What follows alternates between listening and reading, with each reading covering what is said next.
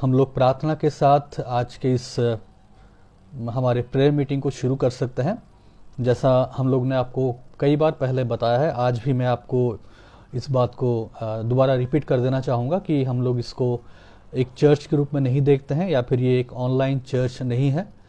ये केवल एक प्रार्थना का समय है जहाँ पे हम वचन से थोड़ा शेयर करते हैं, और ये इसलिए है ताकि जो लोग आज के दिन किसी कारणवश चर्च नहीं जा पाए हैं या फिर अभी भी कोविड-19 के कारण से आपकी कलीसिया मिल नहीं पा रही है, रिस्ट्रिक्शंस है, और आपकी कलीसिया में फ़िलहाल ऐसी कोई सुविधा नहीं है जहाँ पे आप लोग ऑनलाइन संडे की सुबह इस प्रकार जुड़ सकें। ये उसी के लिए किया गया है, और हम उम्मीद करते हैं कि जल्द ही हर एक कलीसियाएँ मिल पाएंगी और हर एक रिस्ट्रिक्शन हट पाएगा, ताकि आप सभी लोग अपने अपने स्थानीय कलीसिया में जा सकें। तो आइए हम लोग आज इस सुबह की प्रार्थना के सभा को शुरू करते हैं, और हम लोग सबसे पहले प्रार्थना करेंगे और उसके बाद वचन से कुछ बातों को हम लोग सीखेंगे और देखेंगे। आइए हम लोग मिलकर प्रार्थना करें। प्रभु जी, हम धन्यवाद के साथ आज की सुबह आपके उपस्थिति में मौजूद हैं। हम धन्यवाद देते हैं कि आपने पिछले हफ्ते से हमें अभी तक संभाले रखा है, और आपने हमारी जीवनों को प्रभु जी अपने हाथों में लेके हमारे जीवन की हर एक आवश्यकताओं को पूरा किया। हमारे जीवन में जो भी उतार चढ़ाव थे, हमारे जीवन में जो संघर्ष थे, जो चुनौतियां थी प्रभु जी, उस हर एक बातों में आप हमारे साथ रहे, और आपने हमें सहायता किया कि हम पूरा ये एक हफ्ता, पिछला एक हफ्ता आपके अनुग्रह के द्वारा हर एक दिन को देख पाएँ। और आज की सुबह प्रभु जी हम लोग इस माध्यम से, एक ऑनलाइन माध्यम से जुड़ पाए हैं। हमारी प्रार्थना है कि आप आज की सुबह में हमारे बीच में प्रभु जी अपने वचनों के द्वारा हमें आप बातें करेंगे, आप हमें सिखाएंगे प्रभु जी, और हमारे जीवन में जिन बातों को सुधार की आवश्यकता है, जिन बातों में बदलाव की आवश्यकता है प्रभु जी, आप अपने वचन के द्वारा हमें वो बातें सिखाएंगे। हम धन्यवाद भी देना चाहते हैं कि आपने हमारे परिवारजनों को, हमारे मित्रों को, हमारे प्रियजनों को प्रभु जी संभाल के रखा है और आज का दिन देखने का मौका दिया। हम याद करना चाहते हैं, हम स्मरण करते हैं प्रभु जी हमारे देश को, हमारे देश की चुनौतियों को, हमारे देश में जो भी समस्याएं चल रही उन हर एक बातों को, क्योंकि आपका वचन हमें सिखाता है कि हम अपने देश के लिए और हम अपने अधिकारियों के लिए प्रार्थना करें। और प्रभु जी उसी को ध्यान में रखते हुए आज हम अपने देश में आज जो भी समस्याएं चल रही हैं, हमारे देश में जो समस्याएं हैं, जिन बातों का सुधार होना चाहिए प्रभु जी, हम उन हर एक बातों को आपके पास लेके आते हैं। हम हमारे देश के अधिकारियों को, हमारे देश में जिन लोगों को आपने अधिकार के स्थानों में ठहराया है, हम उन्हें भी आपके पास लेके आते हैं प्रभु। प्रार्थना करना चाह रहे हैं कि आप उनके जीवन को इस्तेमाल करें। आपने उन्हें जो औहदा दिया है, आपने उन्हें जो अधिकार दिया है, आपने उन्हें जो हर एक बातों को दिया है प्रभु जी, उसके द्वारा वो लोग जिन बातों को करना है, उन बातों के प्रति प्रभु जी वो लोग जिम्मेदारी से आगे बढ़ें, और हमारे देश के लिए, हमारे देश के लोगों के लिए जिन बातों की ज़रूरत है, जिन बातों की आवश्यकता है, उसके लिए प्रभु जी वो लोग निरंतर मेहनत करें, निरंतर आगे बढ़ें प्रभु जी, और ईमानदारी के साथ, वफादारी के साथ और सच्चाई के साथ प्रभु जी अपनी जिम्मेदारियों को पूरा करें। प्रभु जी हम धन्यवाद देना चाहते हैं कि आपने हमें ये मौका दिया कि हम लोग आज की सुबह से जुड़ पाए हैं। हम धन्यवाद भी देना चाहते हैं उन कलीसियाओं के लिए जहाँ पे वो लोग आज सुबह मिल पा रहे हैं, जहाँ पे ऐसी कोई समस्याएं नहीं हैं। आप आज की सभा उन हर एक जगहों पे जो हो रही है उसे आप आशीषित करें। साथ ही हम याद भी करते हैं उन कलीसियाओं को, उन पासवानों को, उन विश्वासियों को जो आज के दिन में भी, आज के समय में भी एक समस्याओं से होकर जा रहे हैं, उनके ऊपर सताव है। बहुत सारे ऐसी जगह आज भी हमारे देश में जहाँ पे काफ़ी सताव हो रहा है, जहाँ पे लोगों को मिलने नहीं दिया जा रहा है, जहाँ पे कलीसियाओं को तोड़ा जा रहा है, विश्वासियों के विरुद्ध प्रभु जी लोग आवाज़ उठा रहे हैं। हमारी प्रार्थना है कि आप वहाँ पे हमारे भाई बहनों को, विश्वास में जो हैं कलीसियाओं को, पासवानों को प्रभु जी आप मदद करें, ताकि उन्हें जो स्टेप्स लेने चाहिए वो ले पाएँ, जहाँ पे उन्हें अपने विश्वास के लिए खड़ा होना है वो खड़े हो पाएँ प्रभु जी। और जब वो अपने अधिकार की मांग करते हैं, अधिकारियों के पास जाते हैं प्रभु जी, उनकी सुनी जाए। हम प्रार्थना करना चाहते हैं कि आप उन्हें हियाव दें, आप उन्हें साहस दें, आप उन्हें बल दें और बुद्धि दें। आज की सुबह को एक और बार आपके हाथों में सौंपते हैं। जितने भाई बहन लोग हमारे साथ आज की सुबह जुड़ पाए हैं उनको, और जो लोग जुड़ने वाले हैं उनको भी आपके हाथों में सौंपते हैं। धन्यवाद देते हैं, और ये प्रार्थना को हमारे उद्धारकर्ता प्रभु यीशु मसीह के नाम से मांगते हैं, आमीन। आइए आज की सुबह हम लोग परमेश्वर के वचन को पढ़ के हम लोग शुरू करेंगे। जैसा डिस्क्रिप्शन में आपको पॉइंट्स दे दिया गया है, आज के वचन के बारे में वहाँ पे लिख दिया गया, आप वहाँ पे पढ़ सकते हैं। लेकिन मैं दोबारा आज की सुबह में जो वचन है जिससे हम लोग देखने वाले उसको मैं पढ़ना चाहूँगा। और आज की सुबह हम लोग रोमियो 16 अध्याय 25 से लेके 27 पद को पढ़ने वाले हैं। रोमियो की पुस्तक उसका 16 अध्याय 25 पद, 26 पद और 27 पद। मैं आपके लिए हिंदी बाइबल में से इसको पढ़ रहा हूँ। अब जो तुमको मेरे सुसमाचार अर्थात यीशु मसीह के संदेश के प्रचार के अनुसार स्थिर कर सकता है, उस भेद के प्रकाश के अनुसार जो सनातन से छिपा रहा, परंतु अब प्रकट होकर सनातन परमेश्वर की आज्ञा से भविष्यवक्ताओं की पुस्तकों के द्वारा सब जातियों को बताया गया है कि वे विश्वास से आज्ञा मानने वाले हो जाएं। उसी एकमात्र बुद्धिमान परमेश्वर की यीशु मसीह के द्वारा युगानुयुग महिमा होती रहे, आमीन। ये एक डॉक्सोलॉजी है, यानी कि स्तुति का एक विषय है जिसको हम लोगों ने आज पढ़ा, रोमियो 16 अध्याय और उसका 25 से लेके 27 पद। और आज के संदेश का शीर्षक है कि सुसमाचार का उद्देश्य परमेश्वर की महिमा है। इसी संदेश को या फिर इसी टाइटल के ऊपर आज का संदेश है कि सुसमाचार का उद्देश्य परमेश्वर की महिमा है, जिसको हमने रोमियो 16 अध्याय 25 से लेके 27 पद में पढ़ा। जैसा मैंने आपको शुरुआत में कहा, इसको डॉक्सोलॉजी कहते हैं, यानी कि स्तुति की बातें या प्रशंसा की बातें। हिंदी में डॉक्सोलॉजी का अर्थ साधारण शब्दों में। और बहुत सुंदर बात है कि जब भी आप प्रेरित पौलुस के पत्रियों को पढ़ते हैं, अक्सर आप पाएंगे कि जब भी वो अपनी पत्रियों को समाप्त करते हैं या फिर जो एंड होता है जो एपिस्टल्स का या फिर पौलुस के द्वारा लिखे गए पत्रियों का, आप अक्सर वहाँ पे ऐसे एक डॉक्सोलॉजी को पाते हैं जहाँ पे वो हर एक बातों को लिखने के बाद परमेश्वर के वचन के बारे में, परमेश्वर के वचनों को लिखने के बाद वो एक स्तुति गान के साथ अपनी पत्र को समाप्त करते हैं या फिर उसको ख़त्म करते हैं। और रोमियो 16 अध्याय में भी ठीक ऐसा ही है।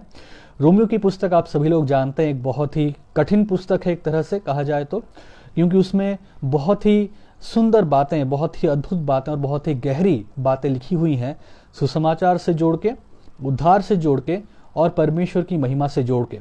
और जब प्रेरित पौलुस यहाँ पे इन बातों को पूरे इस पत्र में लिखते हैं, रोमियो पूरा 16 अध्याय वो लिखते हैं, इसको जब समाप्त करते हैं एक सुंदर स्तुति गान के साथ वो समाप्त करते हैं। सुंदर सा परमेश्वर के लिए सुंदर सी स्तुति की बातों को कह के वो समाप्त करते हैं और कहते हैं कि अब जो तुमको मेरे सुसमाचार अर्थात यीशु मसीह के संदेश के प्रचार के अनुसार स्थिर कर सकता है, उस भेद के प्रकाश के अनुसार जो सनातन से छिपा रहा, परंतु अब प्रकट होकर सनातन परमेश्वर की आज्ञा से भविष्यवक्ताओं की पुस्तकों के द्वारा सब जातियों को बताया गया है कि वे विश्वास से आज्ञा मानने वाले हो जाएं। उसी एकमात्र बुद्धिमान परमेश्वर की यीशु मसीह के द्वारा युगानुयुग महिमा होती रहे, आमीन। कितना सुंदर सा एक गीत है, कितनी सुंदर सी एक स्तुति की बातें हैं। अब जब हम यहाँ पे इस स्तुति की बात को पढ़ते हैं, जब हम इस सुसमाचार की बात को पढ़ते हैं, जब हम पौलुस के द्वारा लिखी गई इस पत्री को पढ़ते हैं, तो हम यहाँ पे देखते हैं कि जो पूरा थियोलॉजी है, ये जो पूरा सिद्धांतिक बातें हैं, जो हम लोग कई बार बोलते हैं थियोलॉजी और थियोलॉजी आप लोग कई बार सुनते होंगे। तो ये जो सिद्धांतिक बातें हैं, सिद्धांत से जुड़ी हुई गहरी शिक्षाएं हैं, इसका आखिर में लक्ष्य क्या है? ये आखिर में पौलुस जितनी भी सिद्धांतिक बातें लिखते रहते हैं, चाहे रोमियो की पुस्तक हो, चाहे कुरिन्थियों की पुस्तक हो, चाहे इफिसियों, चाहे गलतियों, चाहे फिलिपियों, चाहे कुलुसियों, चाहे थिस्सलुनीकियों, चाहे तिमुथियुस को भी वो पत्र लिखते हैं, कहीं ना कहीं हर वक्त हर एक चीज़ इसी बात पे आके समाप्त होती है कि परमेश्वर की महिमा, स्तुति गान के साथ समाप्त होती है और परमेश्वर को महिमा देते हुए समाप्त होती है। और हमें समझना है कि जब हम इस सुसमाचार को पढ़ते हैं, ये सुसमाचार का लक्ष्य क्या है? क्योंकि अगर हम सुसमाचार की बातों को पढ़ते हैं, अगर हम सिद्धांत की बातों को पढ़ते हैं, सुसमाचार के बारे में सिद्धांतिक शिक्षाओं को पढ़ते हैं और सीखते हैं, समझना ये भी चाहिए कि इसका आखिर में लक्ष्य क्या है। हम क्यों इतने सुसमाचार की बातें कर रहे हैं? हम क्यों सुसमाचार के बारे में लोगों को बता रहे हैं? हम क्यों सुसमाचार के बारे में सीखते हैं? हम सुसमाचार के बारे में इसलिए नहीं सीखते क्योंकि सुसमाचार के बारे में सीख के, सुसमाचार को जान के, सुसमाचार को सुन के हमारा लक्ष्य ये है कि हम खुश हो जाएं। तो सुसमाचार का जो अंतिम लक्ष्य है, जो अल्टीमेट गोल आप कह सकते हैं, जो अल्टीमेट एम कह सकते हैं, जो आखिर में मूल उसका जो उद्देश्य है, सुसमाचार का जो मूल उद्देश्य आता है, ये आपकी और मेरी खुशी नहीं है कि इसको पढ़ के सीख के हम खुश हो जाएं, आनंदित हो जाएं। हाँ, हम आनंदित होते हैं, ये एक सच्चाई है, मैं ये नहीं कह रहा हूँ कि हमें आनंदित नहीं होना चाहिए, लेकिन मैं मूल यानी कि कोर, उसका जो गोल है, उसका जो मेन गोल है, उसका जो आखिर में जो सबसे अल्टीमेट लक्ष्य है, गोल है, वो क्या है।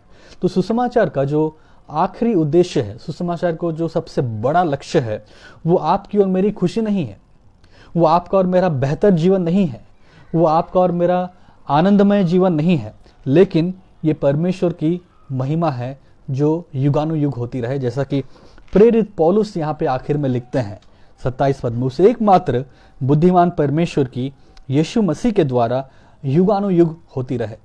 तो सुसमाचार का उद्देश्य या लक्ष्य यही है। मैं इससे पहले कि इन पॉइंट्स में जाऊं, एक स्टेटमेंट आपके सामने रखना चाहता हूं, और उसके बाद हम लोग आज के वचन को 3 भागों में या 3 मेन पॉइंट्स में देखेंगे, और साथ साथ कुछ सब पॉइंट्स भी होंगे, जैसा अक्सर मैं हर एक संदेश में आपको देता हूं, और डिस्क्रिप्शन में भी आपको ये पॉइंट्स मिल जाएंगे। तो जो स्टेटमेंट है मेरा वो यही है कि सुसमाचार का लक्ष्य ये है कि हम यीशु मसीह के माध्यम से एकमात्र बुद्धिमान परमेश्वर की महिमा आज्ञाकारी में अपने विश्वास में बने रहने के द्वारा और मनुष्य के बीच में उसकी घोषणा करने के द्वारा करते हैं।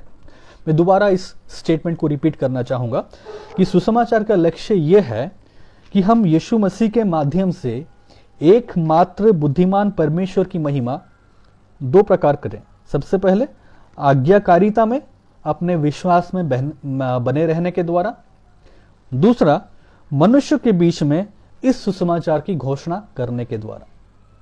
ये स्टेटमेंट है जो आज का हमारा मेन स्टेटमेंट है कि सुसमाचार का लक्ष्य यह है कि हम यीशु मसीह के माध्यम से एकमात्र बुद्धिमान परमेश्वर की महिमा करें 2 प्रकार से। पहला है कि आज्ञाकारिता में अपने विश्वास में बने रहने के द्वारा, और दूसरा मनुष्य के बीच में इसी सुसमाचार के घोषणा करने के द्वारा। आपको कई बार जीए में एक किताब के बारे में ब्रदर फ्रांसिस बोले हैं, और मैं भी 1-2 बार, कई बार मैं भी बोला हूं, और वो किताब है वैन ग्रूडेन का सिस्टमैटिक थियोलॉजी। जो कई बार सिस्टमैटिक थियोलॉजी के बारे में जो कही जाती है जीए पेज में या फिर कभी अलग अलग वीडियोस में कि ये किताब आप ज़रूर पढ़ें, इसको पढ़ना बहुत आवश्यक है, और वो है वैन ग्रूडेन का सिस्टमैटिक थियोलॉजी। और उसमें परमेश्वर की महिमा से जुड़ी हुई एक बात को ये लेखक कहते हैं जिनका नाम वैन ग्रूडेन है, और पेज नंबर 221 में वो मेंशन करते हैं या कहते हैं, मैं उसको अंग्रेजी में पढ़ रहा हूं, फिर मैं आपको हिंदी में बताऊंगा। वो कहते हैं कि God's glory is the visible manifestation of the excellence of God's character. वो कहते हैं कि परमेश्वर की महिमा क्या है। God's glory is the visible manifestation of the excellence of God's character. तो परमेश्वर के चरित्र का जो एक भव्य चित्र है वो हम परमेश्वर की महिमा के द्वारा देख पाते हैं। तो परमेश्वर अपनी महिमा के द्वारा क्या करता है? परमेश्वर अपनी महिमा के द्वारा अपने बारे में, उसके भव्य चरित्र के बारे में कुछ बातों को प्रकट करता है, और वो ही उसकी महिमा है। उसी तरह एक और ऑथर है जिनका नाम जॉन पाइपर है, काफी बुजुर्ग हैं और उनके कई सारी बहुत अच्छी किताबें हैं, और वो कहते हैं कि गॉड्स ग्लोरी के बारे में, परमेश्वर की महिमा के बारे में, कि the glory of God is the infinite beauty and greatness of his manifold perfections. वो उनका कहने का अर्थ यह है कि परमेश्वर की जो सिद्धता के अलग अलग पहलू हैं, तो परमेश्वर की सिद्धता के जो अलग अलग पहलू हैं, जिसमें परमेश्वर की सुंदरता दिखाई देती है, उसकी महानता दिखाई देती है, यही परमेश्वर की महिमा है। तो हम देखते हैं कि जब हम परमेश्वर की महिमा की बातें करते हैं, ये एक शब्द है महिमा, लेकिन जब इसको एक्सप्लेन किया जाता है, ये बहुत ही गहरा और बहुत ही गंभीर बात है। और आज की सुबह जब हम परमेश्वर की महिमा के बारे में बात कर रहे हैं और रोमियो 16 अध्याय 25 से 27 को देख रहे हैं, हम इस बात को देखना चाह रहे हैं या समझना चाह रहे हैं कि सुसमाचार का उद्देश्य परमेश्वर की महिमा है। तो 3 भागों में आज के संदेश को मैं आपके सामने रखूंगा। जो पहला हमारा भाग है, हमारा सबसे पहला पॉइंट है, वो ये है कि परमेश्वर की महिमा करने के लिए हमें सुसमाचार के अनुसार स्थापित होने की और आज्ञाकारिता में विश्वास रूपी जीवन जीना चाहिए। तो अगर हम सुसमाचार का उद्देश्य परमेश्वर की महिमा को समझना चाहते हैं तो हमें सबसे पहले इस बात को समझना होगा कि सुसमाचार का उद्देश्य परमेश्वर की महिमा किस प्रकार है, सबसे पहले कैसे है। परमेश्वर की महिमा करने के लिए हमें सुसमाचार के अनुसार स्थापित होने और आज्ञाकारिता में विश्वास रूपी जीवन जीना चाहिए। ये हमारा सबसे पहला पॉइंट है और इसमें मैं आपके सामने लगभग 5 सब पॉइंट रखना चाहूँगा। और हमारा सबसे पहला जो सब पॉइंट है वो ये है कि परमेश्वर के पास हमें सुसमाचार के अनुसार स्थापित करने की सामर्थ है। ये सामर्थ परमेश्वर देता है। जब हम ये कहते हैं कि सुसमाचार का लक्ष्य ये है कि हम यीशु मसीह के माध्यम से एकमात्र बुद्धिमान परमेश्वर की महिमा करते हैं, और जब हम उसकी महिमा करने की बात करते हैं, हम ये कह रहे हैं कि परमेश्वर की महिमा करने के लिए हमें सुसमाचार के अनुसार स्थापित होने की आवश्यकता है, तो फिर ये स्थापना या स्थापित करना हमारे वश की बात नहीं है। हम अपने आप को स्थापित नहीं कर सकते, लेकिन परमेश्वर के पास हमें सुसमाचार के अनुसार स्थापित करने की सामर्थ है। जैसा कि पौलुस 25 पद में कहते हैं कि अब जो तुमको मेरे सुसमाचार अर्थात यीशु मसीह के संदेश के प्रचार के अनुसार स्थिर कर सकता है। तो ये स्थिर करना या स्थापित करना ये परमेश्वर का काम है। ये परमेश्वर की ओर से उपाय होता है और परमेश्वर इस कार्य को अंजाम देता है। हम अपने आप में अपने आप को स्थापित नहीं कर सकते, लेकिन परमेश्वर वो स्थापित हमें करता है। तो आइए हम इस पद को थोड़ा सा गहराई से देखें। पौलुस यहाँ पे कहते हैं अब जो तुमको मेरे सुसमाचार। तो जब पौलुस यहाँ पे मेरे सुसमाचार की बात 25 पद में कहते हैं कि अब जो तुमको मेरे सुसमाचार अर्थात यीशु मसीह के संदेश के प्रचार के अनुसार स्थिर कर सकता है, तो यहाँ पे पौलुस प्रेरित का मेरा सुसमाचार कहना, ये कोई अलग सुसमाचार की बात वो नहीं कर रहे हैं, ये कोई भिन्न सुसमाचार की बात नहीं कर रहे हैं। वो इसलिए कह रहे हैं कि मेरा सुसमाचार है, इसलिए नहीं कि एक नया सुसमाचार उन्होंने बनाया है, लेकिन इसलिए वो कह रहे हैं क्योंकि उन्होंने इस सुसमाचार को परमेश्वर के द्वारा प्राप्त किया था, जैसा कि गलतियों उसका 1 अध्याय 11 से 15 में वो लिखते हैं। तो ये सुसमाचार मेरा सुसमाचार इसलिए नहीं क्योंकि पौलुस ने उसको इन्वेंट किया या डिस्कवर किया या उसकी खोजबीन की।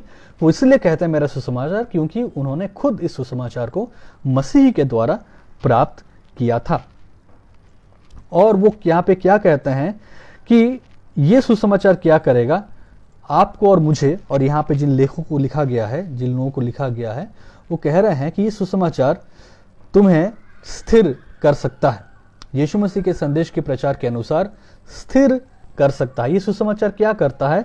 हमें स्थिर करता है। तो ये स्थिर का अर्थ क्या है?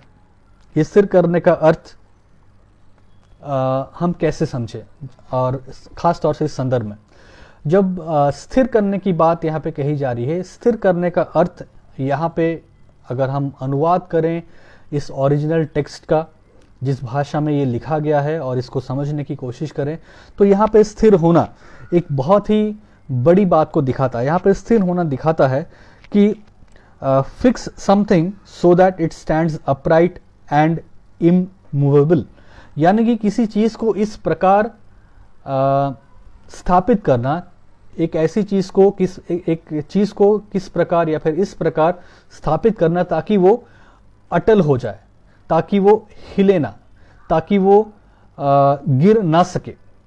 तो जब स्थिरता की बात की जा रही है तो पौलुस कहता है कि सुसमाचार क्या करेगा? तुम्हें स्थिर कर सकता है। ये सुसमाचार हमें किस प्रकार स्थिर करेगा या फिर क्यों स्थिर करेगा?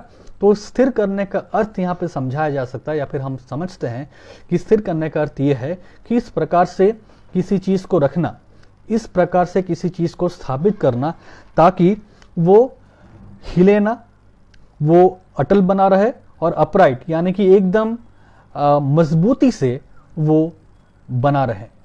उसमें हर एक कमजोरी की बात हटाई जा सके, उसमें हर एक नकारात्मक चीज हटाई जा सके, उसमें हर एक प्रकार का हिलने वाला चीज, हर एक प्रकार का वो बात जो उसे गिरा सकता है, हर एक प्रकार की वो चीजें जो उसे अस्थिर कर सकती हैं, हर एक प्रकार की वो चीजें जो उसे गिरा सकती हैं, हर एक प्रकार की वो बातें जो उसे कमजोर कर सकती हैं, उन हर एक बातों का हटाया जाना। पिछले संडे आपको याद होगा कि 2-3 बार हमारा वीडियो स्टक हो गया था। मैंने शुरू किया था और फिर बंद करना पड़ा, फिर बाद में मैंने तीसरी बार या चौथी बार हम लोगों ने फिर वीडियो किया। इसलिए हुआ था क्योंकि जो ट्राइपॉड था जिसमें मैं कर रहा था वो स्थिर नहीं था, उसका पेचकस ढीला हो गया था। और जैसे ही शुरुआत में मैंने कैमरा लगाया था, स्टैंड में लगाया था, थोड़ा जब वो शुरू हुआ उसका नट बोल्ट पता नहीं कहाँ से क्या ढीला हो गया था, गिर गया था। वो स्टैंड सही से खड़ा नहीं हो पा रहा था, बार बार गिर रहा था और वो हिल रहा था। इसलिए मुझे पिछले संडे क्या करना पड़ा, बार बार वीडियो को बंद करना पड़ा और आखिर में फिर मैंने एक छोटा स्टैंड लेके टेबल पे बैठ के मैंने ये मतलब पिछले संडे को हमने प्रार्थना रखा था, आपके बीच में मैंने शेयर किया था। क्यों?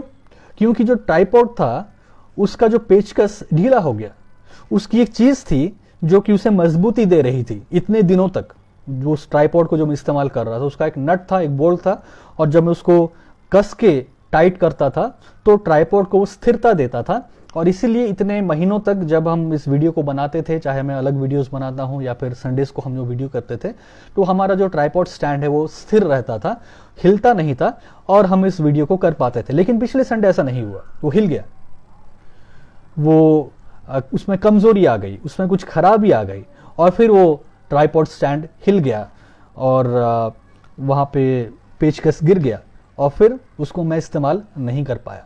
तो यहाँ पे जब पौलुस कहते हैं कि ये सुसमाचार तुम्हें स्थिर करता है, यहाँ पे स्थिरता वही चीज दिखाता है कि हर एक वो कमजोरी की चीज, हर एक वो नकारात्मक बातें, हर एक वो चीज जो तुम्हें गिरा सकती हैं, जो तुम्हें हिला सकती हैं, जो तुम्हारे विश्वास को कमजोर कर सकती हैं, जो तुम्हें मजबूती से खड़े रहने से रोकती हैं, उन हर एक बातों को ये सुसमाचार दूर करता है। उन हर एक बातों को तुम्हारे विश्वास रूपी चाल में, विश्वास रूपी जीवन में, तुम्हारी धार्मिकता के चाल में जो हर एक चीजें तुम्हें गिरा सकती हैं, जो हर एक बातें तो तुम्हारी धार्मिकता के चाल में तुम्हें भटका सकती हैं, वो हर एक चीज जो तुम्हारी धार्मिकता के चाल में तुम्हें डिस्ट्रैक्ट कर सकती हैं, उन बातों को हटा देता है। और ये सुसमाचार तुम्हें एक मजबूती देता है। वो सुसमाचार आपको और मुझे एक मजबूती देता है।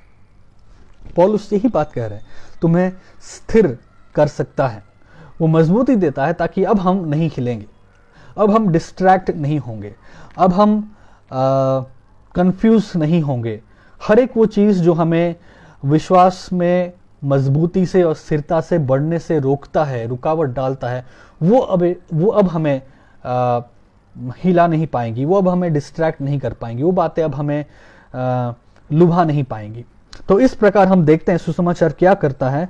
सुसमाचार हमें सहायता करता है, या परमेश्वर के पास हमें सुसमाचार के अनुसार स्थापित करने की वो सामर्थ्य है। तो सुसमाचार क्या करता है, हमें वो सामर्थ प्रदान करता है, और परमेश्वर सुसमाचार के द्वारा हमें वो सामर्थ देता है।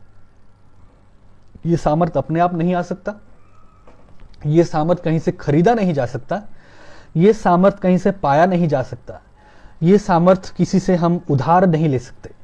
ये सामर्थ केवल परमेश्वर हमें दे सकता है, और परमेश्वर इस सामर्थ को हमें सुसमाचार के द्वारा देता है। और इसके द्वारा हम देखते हैं सुसमाचार परमेश्वर को महिमा देता है। तो ये हमारा सबसे पहला सब पॉइंट था। दूसरा सब पॉइंट, यीशु मसीह के बारे में प्रचार के द्वारा परमेश्वर हमें स्थापित करता है। तो याद रखें, हमारा फर्स्ट पॉइंट यह था कि परमेश्वर की महिमा करने के लिए हमें सुसमाचार के अनुसार स्थापित होने और आज्ञाकारिता में विश्वास रूपी जीवन जीना चाहिए। ठीक है, तो उसमें हम क्या देख रहे हैं? सबसे पहले हमने ये देखा कि परमेश्वर के पास वो सामर्थ है जो सुसमाचार के द्वारा वो हमें देता है, और ये सामर्थ हमें स्थिर बनाता है। दूसरा हम लोग देखते हैं यहाँ पे जो सब पॉइंट है वो ये है कि यीशु मसीह के बारे में प्रचार के द्वारा परमेश्वर हमें स्थापित करता है। परमेश्वर हमें स्थापित सुसमाचार के द्वारा करता है। दूसरा, परमेश्वर हमें स्थापित यीशु मसीह के प्रचार के द्वारा करता है। तो जब प्रचार में बहुत सारी बातें हो सकती है, लेकिन प्रचार में वो क्या चीज है जो आपको और मुझे स्थापित कर सकता है, वो हमें जानना बहुत जरूरी है। क्योंकि प्रचार तो बहुत लोग करते हैं और बहुत लोग कर सकते हैं।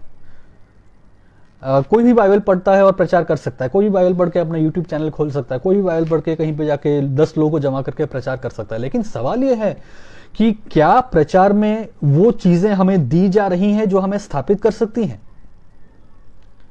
और अगर प्रचार में कुछ ऐसी बातें हैं जो हमें स्थापित कर सकती हैं तो वो फिर क्या है? और प्रभु का ये वचन हमें बताता है, पौलुस प्रेरित यहां पे हमें बताते हैं कि यीशु मसीह के बारे में प्रचार के द्वारा ही हम स्थापित हो सकते हैं, या परमेश्वर हमें स्थापित करता है। हम अच्छा जीवन कैसे जिएं, जैसा मैं कई बार इस बात को रिपीट करता हूं, आपके जीवन के वैभव, आपके जीवन की सफलता, आपके जीवन में सफल बनना, ये सब बातें आपको स्थापित नहीं। प्रचार में बहुत सारी बातें की जा सकती हैं, प्रचार में वो लोग बहुत सारी बातें करते हैं, बहुत सारी किताबें आज लिखी जा रही हैं, बहुत सारे किताबें आज बिकती हैं जो ये हमें बताती हैं और सिखाती हैं कि हम एक सफल व्यक्ति कैसे बन सकते हैं, एक मसीह व्यक्ति अपने बिजनेस में कैसे सफल बन सकता है, एक मसीह व्यक्ति अपनी परीक्षा को कैसे सफलता के साथ पार कर सकता है, एग्जाम दे रहे हैं तो कैसे टॉपर बन सकते हैं। वो हर एक चीज परमेश्वर के वचन से ही वो लोग बताते हैं कि परमेश्वर का वचन ऐसा कहता है, वैसा कहता है, ऐसा अगर काम करेंगे तो तुम टॉपर बन जाओगे, एग्जाम में बहुत अच्छा स्टूडेंट बनोगे, स्टूडेंट लाइफ में बहुत अच्छा करोगे, बिजनेस तुम्हारा बहुत अच्छा होगा। तो वो सांसारिक और हमारे जो भौतिक जीवन से जुड़ी हुई स्थापना की बात वो लोग करते हैं, और भौतिक जीवन में, सांसारिक जीवन में आपको क्या बातें कैसे आपको स्थापित कर सकती हैं, उसके बारे में लोग प्रचार करते हैं। लेकिन हम उसके बारे में नहीं कह रहे हैं, ना मैं उस बारे में आज कह रहा हूं, और न ही प्रेरित पौलुस रोमियो 16 अध्याय 25 से 27 के बारे में वो बात कह रहे हैं। प्रेरित पौलुस यहाँ पे ये कह रहे हैं, मैं आज ये प्रचार कर रहा हूं कि सुसमाचार कैसे परमेश्वर को महिमा देता है। सुसमाचार का लक्ष्य परमेश्वर की महिमा है, जो कि आज हमारा शीर्षक है कि सुसमाचार का उद्देश्य परमेश्वर की महिमा है। और सुसमाचार कैसे परमेश्वर की महिमा तक हमें लेके जाता है, और उसको हम लोग देख रहे हैं। और हम ये देख रहे हैं यहाँ पे कि सुसमाचार में जब यीशु मसीह का प्रचार किया जाता है तो उस प्रचार के द्वारा परमेश्वर हमें स्थापित करता है, और इसके द्वारा परमेश्वर को महिमा मिलता है। तो जब हम प्रचार करते हैं, जब हम बाइबल को पढ़ते हैं, जो हम किसी के साथ बात करते हैं, हमारा एक लक्ष्य होना चाहिए, प्रचार में यीशु मसीह की बात। प्रचार जब आप सुनते हैं तो आपको ढूंढना है प्रचार में आपको मुख्य रूप से आज क्या दिया गया। जब आप किसी किताब को पढ़ते हैं, चाहे वो बाइबल से जुड़ा हुआ जब किताब को आप पढ़ते हैं, कोई थियोलॉजी किताब पढ़ते हैं, बाइबल से जुड़ा हुआ, बिब्लिकल सब्जेक्ट से जुड़ा हुआ जो आप कोई किताब पढ़ते हैं, किस विषय को आप पढ़ते हैं, कोई आर्टिकल पढ़ते हैं, आपको ढूंढना उसमें कि यहाँ पे क्या यीशु मसीह के बारे में बताया जा रहा है या नहीं। क्योंकि अगर हर एक बातें बताई जाती हैं, अगर हर एक बातों का प्रचार में सुनते हैं लेकिन यीशु मसीह के बारे में आप नहीं सुनते हैं, तो फिर और वहां पर अगर यीशु मसीह का प्रचार नहीं होता है तो फिर आप स्थापित नहीं हो पाएंगे। और परमेश्वर आपको यीशु मसीह के प्रचार के द्वारा ही स्थापित कर सकता है। स्थापित होने का तरीका केवल एक है, स्थापित होने का उपाय केवल एक है, और वो यीशु मसीह का प्रचार।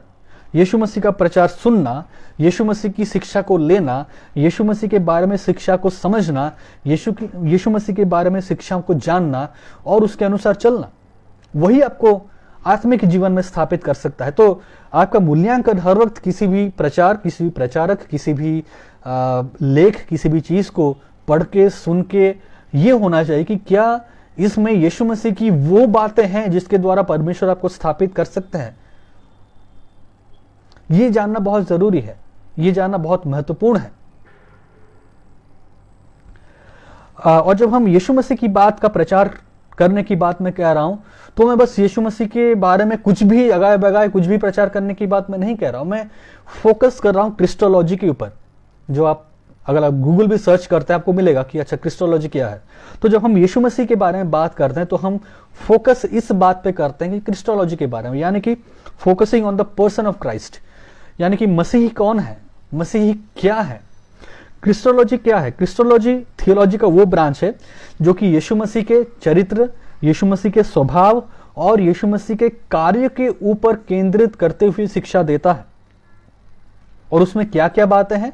यीशु मसीह का इनकारनेशन, उसका देहधारी होना, यीशु मसीह का दैविक और मनुष्य के स्वभाव में जीवन को जीना, यीशु मसीह का मरना, गाढ़ा जाना, उसका जी उठना, इन हर एक बात, और उसका वर्जिन बर्थ, यीशु मसीह का जो कुंवारी मरियम के द्वारा यीशु मसीह का जन्म होना, ये हर एक चीज यीशु मसीह के ऊपर केंद्रित है। और यही स्टडी है क्रिस्टोलॉजी का। तो जब तक हम यीशु मसीह के ऊपर इन बातों को नहीं सुनते हैं, नहीं सीखते हैं, ऐसी बातों का प्रचार नहीं सुनते हैं, ऐसी बातों का प्रचार दूसरों को नहीं करते हैं, तब तक हम ये नहीं कह सकते कि परमेश्वर हमें स्थापित करता है। और अगर परमेश्वर हमें स्थापित नहीं कर रहा है तो फिर हम परमेश्वर को महिमा, तो सुसमाचार के द्वारा परमेश्वर को महिमा नहीं मिल रही है। तो सुसमाचार के द्वारा परमेश्वर को महिमा मिलने का जो तरीका है वो ये है कि क्या हम प्रचार में यीशु मसीह की बातें सुन रहे हैं, क्योंकि परमेश्वर यीशु मसीह के बारे में प्रचार के द्वारा ही हमें स्थापित करता है। अगर हम क्रिस्टोलॉजी को नहीं समझते हैं, मसीह के कार्य को नहीं समझते हैं, मसीह के चरित्र को नहीं समझते हैं, मसीह के गुणों को नहीं समझते हैं, तो फिर हम सुसमाचार के द्वारा स्थापित नहीं हो सकते हैं। और पौलुस अपनी पत्रियों में इन्हीं चीजों के बारे में बात करते हैं। पौलुस चाहे कोई भी विषय के बारे में बात करे, जब हम पहली कुरिन्थियों की पुस्तक को पढ़ते हैं, पहला कुरिन्थियों उसकी पुस्तक को पढ़ते हैं, वो आप बहुत सारे टॉपिक को देखेंगे, बहुत सारे टॉपिक, लीडरशिप का टॉपिक वहां पे है, मैरिज का टॉपिक वहां पे है, इमोरलिटी का टॉपिक वहां पे है, जस्टिस का टॉपिक वहां पे है, कलीसिया में भेदभाव का टॉपिक वहां पे, बहुत सारा टॉपिक है पहला कुरिन्थियों में, क्योंकि कलीसिया की समस्या थी वहां पे। लेकिन चाहे कोई भी समस्या उस कलीसिया की थी और पौलुस ने उन हर एक समस्याओं को एड्रेस किया, लेकिन घूम फिर के निचोड़ वो हर वक्त मसीह पे केंद्रित कर रहे थे, यीशु मसीह में केंद्रित कर रहे थे। तो इसलिए जब हम पौलुस की पत्रियों को पढ़ते हैं, ये अपने कंटेंट में बहुत ही रिच है, क्योंकि चाहे विषय, चाहे समस्या कलीसिया की कुछ भी हो, वो घूम फिर के वो उन समस्याओं को एड्रेस करने के बाद उसको हर एक चीज में आके जो जोड़ते हैं वो मसीह में होता है। क्योंकि बिना मसीह के साथ उसको जोड़ के पौलुस अपनी पत्रियों को समाप्त नहीं करते हैं, न ही अपनी पत्रियों में कोई और बातों को लिखते हैं। हर एक बातें केंद्रित हो जाती हैं मसीह पे, मसीह पे और मसीह पे। क्योंकि जब तक मसीह का प्रचार नहीं होता है, जब तक मसीह का प्रचार हम नहीं सुनते, तब तक हम सुसमाचार में स्थापित नहीं हो सकते, क्योंकि परमेश्वर ने यही तरीका ठहराया है, दूसरा कोई उपाय नहीं है, दूसरा कोई तरीका नहीं है कि हम सुसमाचार में स्थापित हो सके, क्योंकि परमेश्वर ने इसको तय किया है।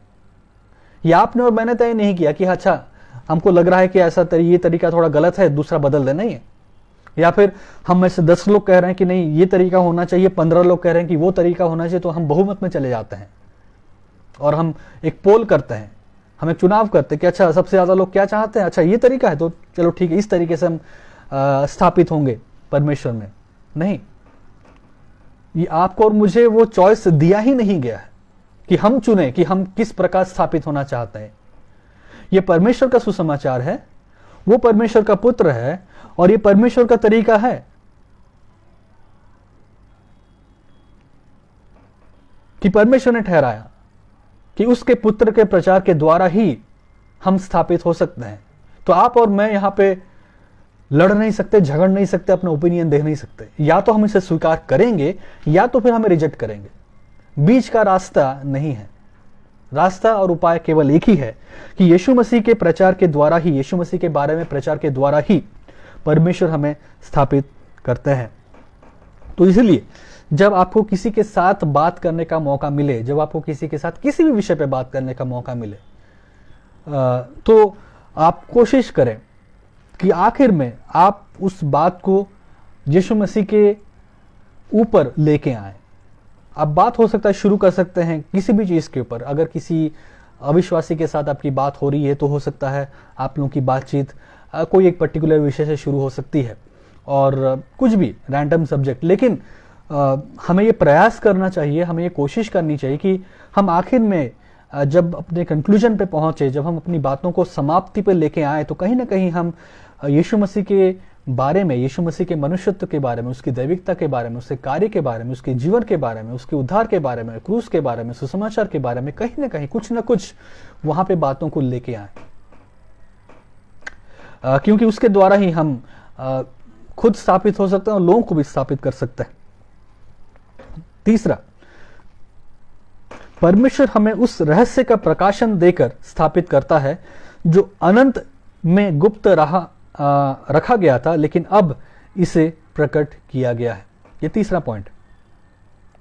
तो परमेश्वर, सबसे पहले हमने देखा था, जो सब पॉइंट था वो ये था कि परमेश्वर के पास हमें सुसमाचार के अनुसार स्थापित करने की सामर्थ्य है। दूसरा, परमेश्वर हमें यीशु मसीह के प्रचार के द्वारा स्थापित करता है। और तीसरा, परमेश्वर हमें उस रहस्य का प्रकाशन देकर स्थापित करता है जो अनंत में गुप्त रखा गया था, लेकिन अब इसे प्रकट किया गया है। वो क्या रहस्य था जो कि अनंत से गुप्त था? पौलुस यहाँ पे लिखते हैं यहाँ पे, परंतु अब प्रकट होकर सनातन परमेश्वर की आज्ञा से भविष्यवक्ताओं की पुस्तक के द्वारा जब जातियों को बताया गया। तो 25 पद का दूसरा भाग, उस भेद के प्रकाश के अनुसार जो सनातन से छिपा रहा था। तो भेद कौन सा भेद है? जो सनातन से छिपा हुआ था परंतु अब प्रकट हुआ है। ये सुसमाचार में हम लोग जानते हैं, और मैं कई बार शायद हो सकता है मैं यहाँ पे या वीडियोस में कई बार ये चीज़ आपको बोल चुका हूँ, लोगों के बीच में रख चुका हूँ। इसके दो पहलू हैं। एक तो वो प्रकाशन है या फिर वो गुप्त है, वो गुप्त बात है जो कि पहले से पुराने नियम में ही था, जहाँ पे सुसमाचार के बारे में यीशु मसीह ने, परमेश्वर ने सबसे पहले कहा था। उत्पत्ति उसका 3 अध्याय और उसके 15 पद में, जहाँ पे परमेश्वर ने सुसमाचार का संदेश दिया था। उत्पत्ति 3 का 15 वही सबसे पहला सुसमाचार है। लेकिन वो तब उसका प्रकाशन तब गुप्त था, क्योंकि जब इन बातों को बताया गया तब जिन लोगों ने सुना उनको ये बातें समझ में नहीं आई थी। और जिसको हम लोग थियोलॉजिकल टर्म में हम लोग कहते हैं प्रोग्रेसिव रेवलेशन, यानी कि उस समय ये बातें छिपी हुई थी। वो सुसमाचार था। उत्पत्ति 3 का 15 एक सुसमाचार है, लेकिन उस समय इतिहास में जब वो लोग थे उन लोगों को बात समझ नहीं आई। धीरे धीरे ये बातें प्रकट होती गई और आखिर में ये सुसमाचार संपूर्ण रूप से कलवरी के क्रूस पे प्रकट होता है। तो ये जो एक समय सीमा था, उत्पत्ति 3 का 15 का समय और आखिर में कलवरी के क्रूस यीशु मसीह का समय, ये जो पूरा एक लंबा स्पैन है, लगभग 4000 साल का, वो 4000 साल में ये सुसमाचार धीरे धीरे लोगों तक प्रकट होता गया। उसकी समझ लोग धीरे धीरे पाने लगे। पहले से ही लोगों को ये बात संपूर्ण रूप से समझ में नहीं आया था, लेकिन जैसे जैसे समय बीतता गया, परमेश्वर इतिहास में लोगों के जीवन में कार्य करता गया और लोग धीरे धीरे इसका प्रकाशन पाने लगे। लेकिन संपूर्ण प्रकाशन नहीं था। वो तो जब कलवरी के क्रूस पे यीशु मसीह ने अपना प्राण दिया, तब जाके ये संपूर्ण रूप से प्रकट हुआ कि अच्छा, ये सुसमाचार है। तो ये तो पहला पहलू है। दूसरा जो मुख्य पहलू है यहाँ पे जो कहा गया है कि ये भेद प्रकाश के अनुसार जो सनातन से छिपा रहा परंतु अब प्रकट होकर, तो अब ये जो प्रकट हो रहा है, ये जो उसका दूसरा पहलू है, इसको अगर हम देखें, ये पौलुस प्रेरित के अनुसार सुसमाचार का अन्य जातियों तक जाना है। क्योंकि ये मान्यता थी या यहूदियों को लगता था कि सुसमाचार केवल हमारे लिए है। उनको लगता था सुसमाचार केवल यहूदियों के लिए, उनको लगता था सुसमाचार केवल इजराइल के घराने के लिए है। लेकिन अब ये बात प्रकट हुई कि नहीं, सुसमाचार केवल और केवल यहूदियों के लिए नहीं है। सुसमाचार केवल इजराइल के घराने के लिए नहीं है। सुसमाचार किसके लिए है? सारे मानव जाति के लिए। सुसमाचार किसके लिए? सभी मनुष्य के लिए है। सुसमाचार किसके लिए है? हर एक मनुष्य के लिए है, पूरे मानव जाति के लिए है। ये केवल कुछ खास लोगों के लिए नहीं है, खास जगह के लिए नहीं है, खास मनुष्य के लिए नहीं है, ये सब के लिए है। और पौलुस इसको इफिसियों 3 अध्याय 4 से लेके 6 पद में प्रकट करते हैं। और मैं एक बार इसको पढ़ दे रहा हूं ताकि हम क्लियर हो जाएं। इफिसियों उसका 3 अध्याय और उसका 4 से लेके 6 पद।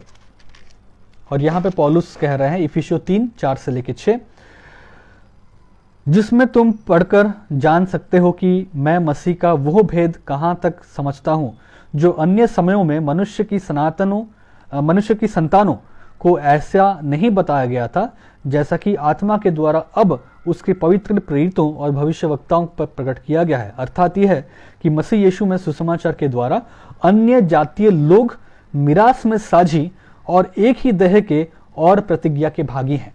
ये जो भेद है ये प्रकट नहीं था। स्पेशली जब हम इस कॉन्टेक्स्ट को पढ़ रहे हैं तो हम ये समझते हैं जो और हमारा तीसरा सब पॉइंट था कि परमेश्वर हमें उस रहस्य का प्रकाशन देकर स्थापित करता है जो अनंत में से गुप्त था, लेकिन अब इसे प्रकट किया गया है। तो हम इस बात को पढ़ के अपने विश्वास में स्थापित होते हैं, क्योंकि अब हम क्या पढ़ते हैं, अब हम ये पढ़ रहे हैं कि अन्य जाति लोग भी मिरास में साझी हैं।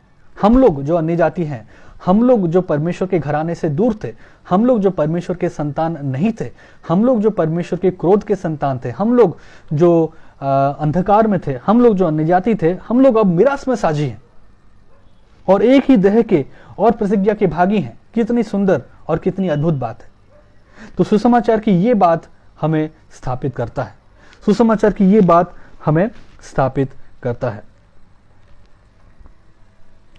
चौथा, परमेश्वर हमें उन शास्त्रों के द्वारा स्थापित करता है जो नबियों द्वारा लिखे गए हैं। इन शास्त्रों हम लोग क्या पढ़ते हैं, जो हमारा चौथा सब पॉइंट है कि परमेश्वर हमें उन शास्त्रों के द्वारा स्थापित करता है जो नबियों द्वारा लिखे गए हैं। इन शास्त्रों में क्या लिखा गया है जिसे जब हम पढ़ते हैं, जिसकी जानकारी जब हमें मिलती है, तो हम सुसमाचार में स्थापित होते हैं। आइए हम इसको पढ़ें।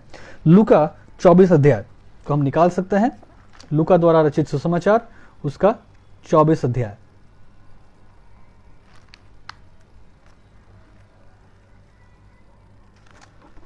और 24 अध्याय में हम लोग 25 से लेके 27 पहले पढ़ेंगे। लूका 24 25 से लेके 27। तब उसने उनसे कहा, हे निर्बुद्धियों और भविष्यवक्ताओं की सब बातों पर विश्वास करने में मंदमतियों, क्या अवश्य न था कि मसीह ये दुख उठाकर अपनी महिमा में प्रवेश करे? तब उसने मूसा से और सब भविष्यवक्ताओं से आरंभ करके सारे पवित्र शास्त्र में से अपने विषय में लिखी बातों का अर्थ उन्हें समझा दिया। 44 और 45।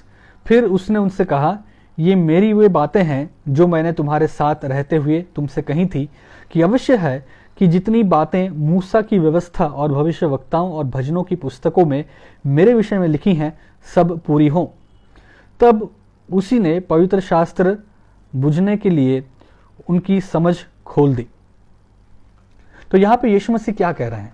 यीशु मसीह उन चेलों के साथ जा रहे थे जो कि निराश होके यरूशलेम से इम्माउस की ओर जा रहे थे। एक व्यक्ति पे उन्होंने विश्वास किया, एक व्यक्ति के पीछे वो लोग 3 साल चले।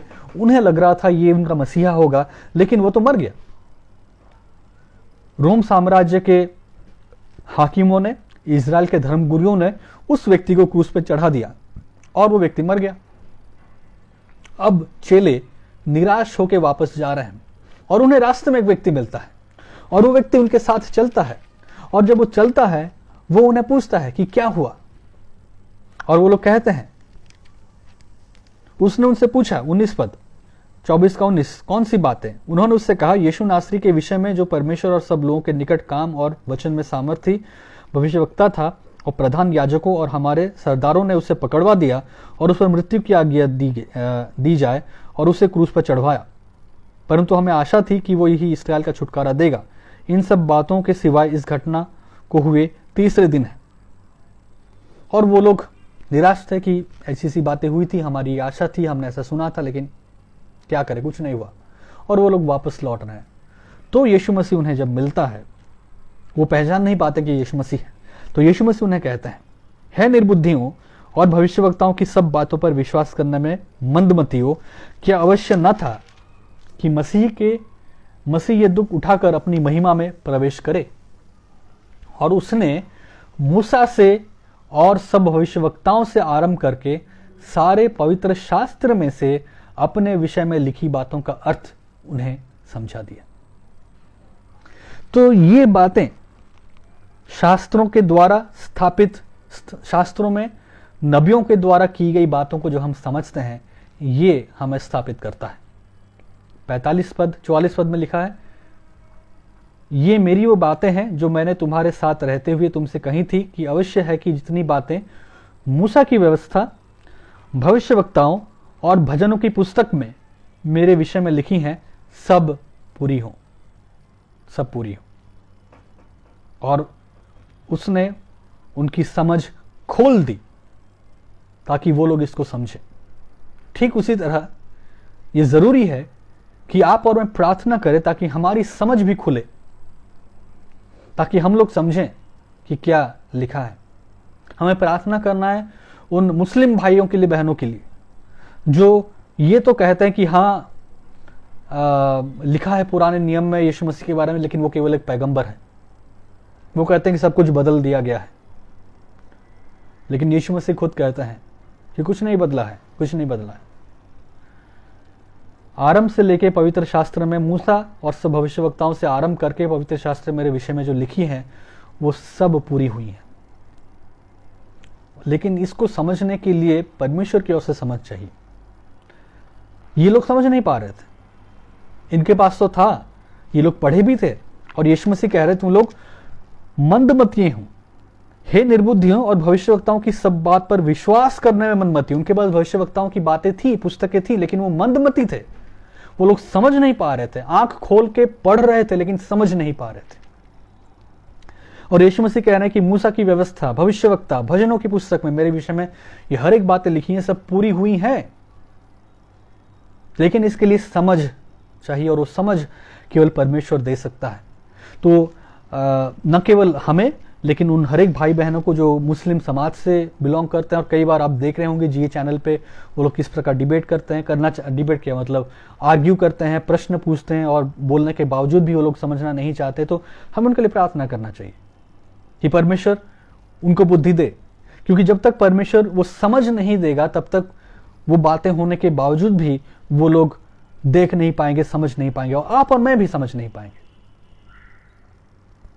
इसलिए 45 पद में लिखा है, तब उसने पवित्र शास्त्र, अब ये चेले सोचिए जो 3 साल तक यीशु मसीह के साथ थे, इनके बारे में लिखा है कि तब पवित्र शास्त्र बुझने के लिए या समझने के लिए उनकी समझ यीशु मसीह ने खोल दी, और तब वो लोग समझे। और उसने कहा, यूं लिखा है कि मसीह दुख उठाएगा और तीसरे दिन मरे हुए में से जी उठेगा, और यरूशलेम से लेकर सब जातियों में मन फिराव का और पाप की क्षमा का प्रचार उसके नाम से किया जाएगा।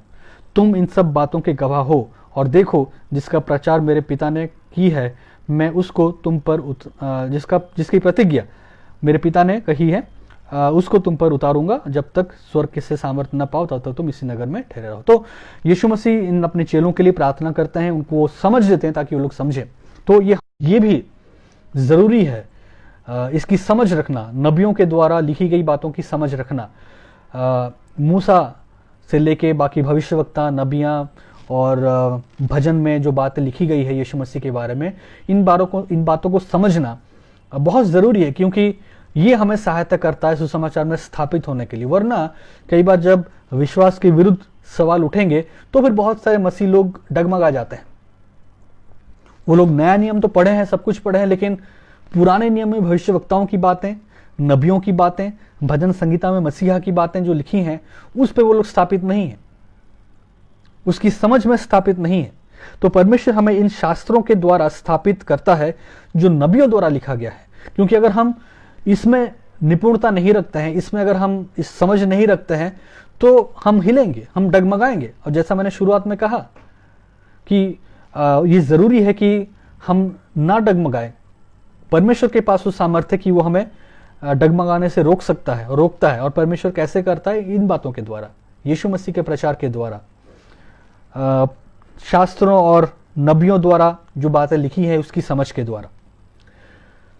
5वां सब पॉइंट, हम जानते हैं कि परमेश्वर ने हमें सुसमाचार में स्थापित किया है जब हम उस सुसमाचार को मानते हैं और यीशु मसीह की आज्ञाकारिता में रहते हैं। एक फ्रेज है जो, या एक वाक्य है इंग्लिश में यहाँ पे लिखा, जिसका अर्थ है कि जिसमें ये कहा जाता है कि genuine saving faith always results in A life of obedience. तो जो सच में जो विश्वास रूपी उद्धार है उसका एक आप कह सकते हैं चिन्ह ये होता है कि जो व्यक्ति विश्वास रूपी उद्धार को पाया है वो अपने जीवन में आज्ञाकारिता को प्रदर्शित भी करता है। अगर एक व्यक्ति कहता है कि मैं यीशु पे विश्वास करता हूं लेकिन उसके जीवन में आज्ञाकारिता नहीं है, इसका मतलब वो सुसमाचार में स्थापित नहीं। क्योंकि विश्वास रूपी उद्धार में स्थापित होना जो कि सुसमाचार के द्वारा आता है। तो सुसमाचार हमें क्या करता है, उद्धार रूपी विश्वास में स्थापित करता है, और उसका एक परिणाम यह होता है कि हम आज्ञाकारिता का जीवन जीते हैं। क्योंकि बहुत सारे लोग बोलते हैं हम यीशु मसीह में विश्वास करते हैं, लेकिन क्या यह विश्वास उद्धार रूपी विश्वास है, सेविंग फेथ है, ये जानना बहुत जरूरी है। क्योंकि बहुत लोग ये केवल विश्वास करते हैं कि यीशु मसीह मेरे बीमारी को ठीक कर सकता है, ये विश्वास है। तो लोगों को पूछा जाता है क्या आप यीशु पे विश्वास करते हैं, लोग बोलते हैं हाँ हम विश्वास करते हैं। क्या आप यीशु पे विश्वास करते हैं, हाँ हम विश्वास करते हैं। क्या विश्वास करते हैं, मैं ये विश्वास करता हूँ कि मेरे बच्चों की शादी यीशु मसीह करा देंगे, बहुत धूमधाम से होगी, मैं विश्वास करता हूँ कि हर एक बात की पूर्ति करेंगे। ये लोगों का विश्वास है। मैं विश्वास करता हूँ कि मेरी बेटी के लिए परमेश्वर ने एक बहुत अच्छा रिश्ता लेके आएगा। मैं विश्वास करता हूँ कि मेरे बेटे के लिए परमेश्वर एक बहुत रिश्ता लेके आएगा, बहुत अच्छी शादी करा देगा। मैं ये विश्वास करता हूँ कि मेरे बच्चों का भविष्य यीशु मसीह अच्छा कर देगा। मैं ये विश्वास करता हूँ कि मेरा जो नौकरी है उसमें मुझे प्रमोशन मिलेगा। ठीक है, विश्वास करते हैं आप, बहुत अच्छी बात है, लेकिन ये उद्धार रूपी विश्वास नहीं है। तो बहुत जरूरी है कि जब हम एक व्यक्ति कहता है या फिर हम कहते हैं कि हम यीशु मसीह पे विश्वास करते हैं, तो सवाल उठता है कि आप क्या विश्वास करते हैं, किस बात पर विश्वास करते हैं, यीशु मसीह के किस बात पर विश्वास करते हैं। तो अगर आप ये विश्वास करते हैं कि आपकी बच्चों की शादी अच्छे से हो जाएगी, आपका नौकरी हो जाएगा, आपका प्रमोशन हो जाएगा, ये विश्वास, ये उद्धार रूपी विश्वास नहीं है। उद्धार रूपी विश्वास वो होता है जो आपको पाप से घृणा कराता है, पाप के प्रति आपको सचेत कराता है, पाप से आपको निकालता है, पश्चाताप की ओर लेके जाता है, और धार्मिकता की चाल में, उस सकरे मार्ग में चलने के लिए आपको आगे बढ़ाता है। ये विश्वास रूपी उद्धार है, जहां पे आप अपनी वास्तविकता समझते हैं। सॉरी, ये उद्धार रूपी विश्वास है। ये उद्धार रूपी विश्वास ही है जहां पे आप अपने पाप की वास्तविकता को समझते हैं, उससे मन फिराते हैं, यीशु मसीह के पश्चाताप रूपी बलिदान पे विश्वास करते हैं, और तब आप उद्धार को पाते हैं। विश्वास के द्वारा उद्धार को आप पाते हैं, और फिर उस सकरे मार्ग में धार्मिकता की चाल को आप चलते हैं। यह है उद्धार रूपी विश्वास, और हम उस विश्वास की बात कर रहे हैं। तो जब हम उद्धार रूपी विश्वास की बात कर रहे हैं, तो उसका एक जो परिणाम है, उसका रिजल्ट हर वक्त आज्ञाकारिता का जीवन होता है।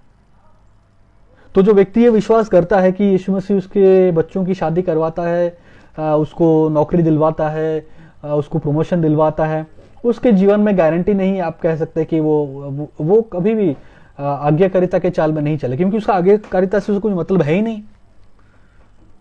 यीशु मसीह के साथ उसका लेन देन का संबंध है। एक हाथ दे एक हाथ ले, ये वाला आप कहावत सुने होंगे, एक हाथ देना एक हाथ लेना। हम इधर दशमांश देंगे एक हाथ में, दूसरे हाथ में हमको आशीष मिल जाएगा। हम वहां पे ये चढ़ावा देंगे, एक हाथ से चढ़ावा चढ़ाएंगे, दूसरे हाथ से हमको ये मिल जाएगा। तो ये जो लेन देन वाला जो ट्रांजैक्शन है, जो ये ना बिजनेस वाला मेंटेलिटी है, उसमें आज्ञाकारिता का कुछ लेन देन है ही नहीं, उसमें कुछ है ही नहीं आज्ञाकारिता का जीवन। आज्ञाकारिता का जीवन केवल उसी व्यक्ति में देखा जा सकता है जो उद्धार रूपी विश्वास को पाया हुआ होता है, जिसका विश्वास उद्धार से जुड़ा हुआ होता है, और वही आज्ञाकारिता की चाल को चलता है। तो हम जानते हैं कि परमेश्वर ने हमें सुसमाचार में स्थापित किया है जब हम उस सुसमाचार को मानते हैं और यीशु मसीह की आज्ञाकारिता में रहते हैं। तो ये जो सुसमाचार है, ये हमें एक ओबीडियंट फेथ की ओर लेके जाता है। ये सुसमाचार हमें किस ओर लेके जाता है, सुसमाचार हमें किस दिशा में लेके जाता है, सुसमाचार हमें किस रास्ते पे चलाता है। सुसमाचार हमें गुलाब के रास्ते पे नहीं चलाता। बोलते बेड ऑफ रोजेस, गुलाब से क्या वो बिछाना जिसके पर गुलाब बिछा हुआ है, बेड ऑफ रोज। बहुत सारे लोग मसीह जीवन को ऐसा सोचते हैं, अरे यीशु मसीह एक बार पा लिया तो मेरा जीवन उस बिस्तर के समान होगा जिसके ऊपर गुलाब बिछी हुई है, तो मतलब आरामदायक जीवन। वो नहीं। सुसमाचार आपको कोई इस तरह की इसमें लेके नहीं चलता है, या सुसमाचार को कोई दूसरे रास्ते पे नहीं लेके चलता। सुसमाचार आपको जिस रास्ते में लेके चलता है वो आज्ञाकारिता का रास्ता है, और उसी रास्ते में आपको और मुझे चलना है। क्योंकि जितने लोगों ने विश्वास किया इतिहास में, जितने लोगों ने उस उद्धार रूपी विश्वास को पाया, वो हर एक व्यक्ति उसी रास्ते पे चला। आप और मैं कोई स्पेशल कैटेगरी नहीं है जो हमारे नहीं हम नहीं चलेंगे, हम दूसरे रास्ते पे चलेंगे, हम वो नहीं। तो आप और मैं और आपको और मुझे उसी रास्ते पे चलना है। अच्छा, जिस रास्ते पे यीशु मसीह खुद चला वो भी अपने पिता की आज्ञाकारिता में चला, उसके अनुयायी उसी आज्ञाकारिता में चले इतिहास में, और हमें भी आज उसी आज्ञाकारिता में चलना है। तो जो जेन्युइन फेथ है, जो साल्विफिक फेथ है, यानी कि जो विश्वास जो उद्धार लेके आता है, वो हर वक्त आपको एक आज्ञाकारिता के मार्ग में लेके चलाएगा। ताकि जब मत्ती 7 अध्याय 21 से लेके 23 पद में हम लोग खोल के पढ़ें तो हम उस ग्रुप में ना पाए जाएं जहां पे लोग ये कहते तो हैं हे प्रभु, लेकिन परमेश्वर उन्हें ग्रहण नहीं करता। मत्ती 7 अध्याय उसका 21 से लेके 23, जो मुझसे हे प्रभु कहता है उनमें से हर एक स्वर्ग के राज्य में प्रवेश न करेगा, परंतु वही जो मेरे स्वर्गीय पिता की इच्छा पर चलता है। 7 का 21। तो इसलिए बहुत जरूरी है समझना कि आप और मैं सुसमाचार के द्वारा विश्वास में स्थापित हों, या फिर सुसमाचार हमें स्थापित करे, और स्थापित होने के द्वारा हमारे जीवन में एक चीज बहुत स्पष्ट रूप से दिखाई देनी चाहिए, और वो है आज्ञाकारिता का जीवन। भले ही कोई दूसरा चीज आपके जीवन में दिखाई दे ना दे, ये एक चीज देखना बहुत जरूरी है, वरना मत्ती 7 का 21 के अनुसार हम बहुत बुरी तरह फंस जाएंगे। तो जब हम कहते हैं कि सुसमाचार हमें स्थापित करता है, तो जब सुसमाचार हमें स्थापित करता है, वो स्थापना हमारे जीवन में एक रिजल्ट लेके आता है, और वो रिजल्ट क्या है? आज्ञाकारिता का जीवन। ये आपके जीवन में दिखना कंपलसरी है, भले कुछ और दिखे ना दिखे। उद्धार रूपी विश्वास को पाने के बाद, उस सुसमाचार में स्थापित होने के बाद, जरूरी ये नहीं कि आपके जीवन में घर दिखे या ना दिखे, जरूरी ये नहीं कि आपके शरीर पे बहुत महंगे और बढ़िया कपड़े दिखे ना दिखे, जरूरी ये नहीं कि आपके पास एक साइकिल दिखे या 4 पहिया दिखे, जरूरी ये नहीं कि आपके पास एक महंगा कपड़ा पहने हुए सूट बूट का व्यक्ति दिखे, या फिर आप एक साधारण से कपड़ों में घूमते हुए व्यक्ति दिखे। वो कोई मायने नहीं रखता। आप झोपड़ी में रह रहे हैं या आप महल में रह रहे हैं, ये भी मायने नहीं रखता। मायने ये रखता है कि क्या आपके जीवन में आज्ञाकारिता दिख रहा है या नहीं दिख रहा है। क्योंकि मत्ती 7 का 21 में जब हम पढ़ते हैं तो हम देखते हैं कि यीशु मसीह का आपको और मुझे ग्रहण करने का पैमाना केवल एक है। स्वर्ग के राज्य में प्रवेश न करेंगे, परंतु वो जो मेरे स्वर्गीय पिता की इच्छा पर चलते हैं, वो आज्ञाकारिता, यही पैमाना है, यही दिखना चाहिए, और यही जरूरी है, और यही चीज ही परमेश्वर उस दिन मांगेगा आपके जीवन से, और आपके जीवन से देखना चाहेगा। तो इसीलिए मेरे प्रिय भाई और बहनों, आप इन झूठी शिक्षाओं पे और प्रचारकों पे जो आज हमारे देश में भरे पड़े हैं, जिनके इतने सारे यूट्यूब चैनल और क्या क्या सब पेजेस चलते हैं, आप फंसना नहीं उसमें। जो आपको ये बात सिखाते हैं और कहते हैं कि नहीं, अगर तुम मसीह में हो तो फिर तुम्हारे जीवन में संपन्नता और ये और वो सब दिखनी चाहिए। जरूरी नहीं वो दिखे, और कोई फर्क भी नहीं पड़ता वो दिखे ना दिखे, फर्क नहीं पड़ता। कम से कम आपको फर्क नहीं पड़ना चाहिए, क्योंकि परमेश्वर को फर्क नहीं पड़ता है। अगर परमेश्वर को फर्क नहीं पड़ता तो आपको भी फर्क नहीं पड़ना चाहिए कि आपके पास वो है या नहीं। परमेश्वर को फर्क केवल एक ही चीज से पड़ता है कि क्या आप उसके पिता के आज्ञा के अनुसार चलते हैं या नहीं चलते हैं।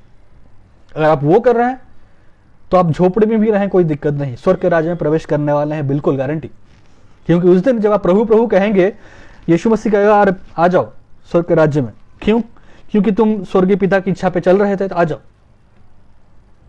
तुम सूखी रोटी खा के जिए, तुम झोपड़ी में रहे, तुम्हारे पास अच्छे कपड़े नहीं थे, तुम साइकिल में चलते थे, लोग तुम्हारा थट्टा उड़ाते थे, मजाक उड़ाते थे, तुमको कह रहे थे कि अरे देखो कैसा आदमी है, तुम्हारा थट्टा उड़ाया जाता था। लेकिन मुझे तो केवल एक ही चीज की चिंता थी कि तुम मेरे पिता की आज्ञा के अनुसार चल रहे हो या नहीं चल रहे हो, और क्योंकि तुम चले तो आओ, स्वर्ग का राज्य तुम्हारा है, आओ प्रवेश करो। तो सुसमाचार में स्थापित होने के लिए ये जरूरी है कि हम क्या करें, एक आज्ञाकारिता का जीवन जिए। क्योंकि सुसमाचार में स्थापित होना और आज्ञाकारिता में या आज्ञाकारिता का जीवन चलना, ये दोनों कॉम्प्लीमेंट्री हैं। अगर एक है तो दूसरा होगा, अगर ये नहीं है तो वो भी नहीं है। अगर सुसमाचार में आप स्थापित हैं अगर आप उद्धार रूपी विश्वास को किए हैं तो आप आज्ञाकारिता में चलेंगे।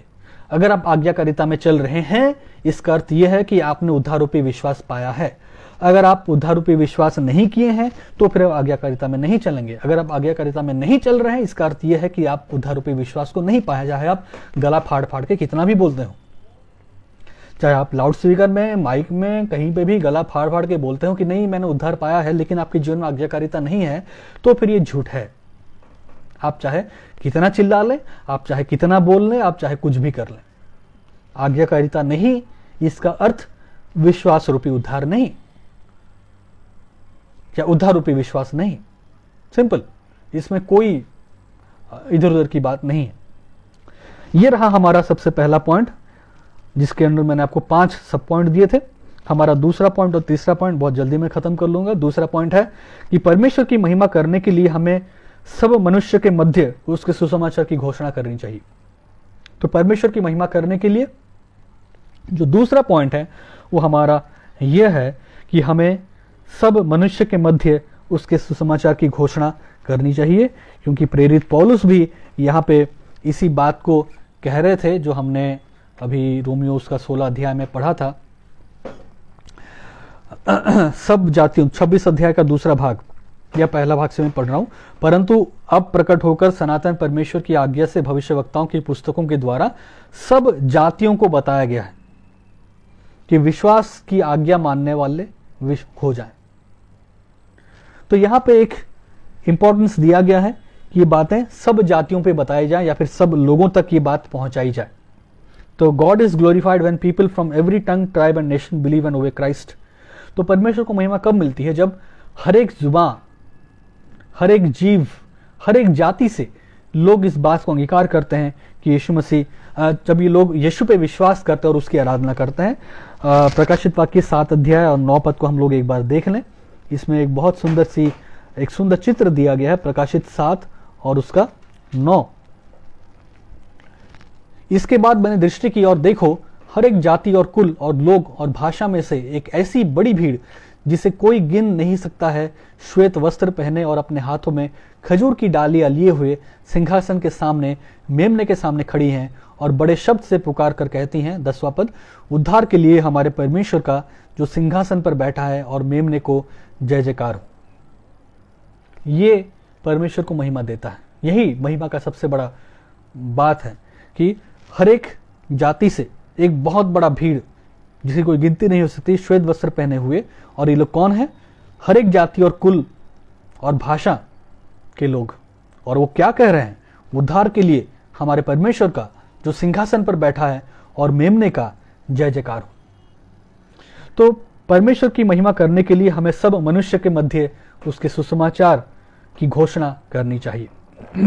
पौलुस ने वही किया, प्रेरितों ने वही किया, और ये जिम्मेदारी आज आपके और मेरे पास है कि हम भी इस कार्य को अपने जगहों पर रहते हुए जितना हो सकता है हम लोग करें।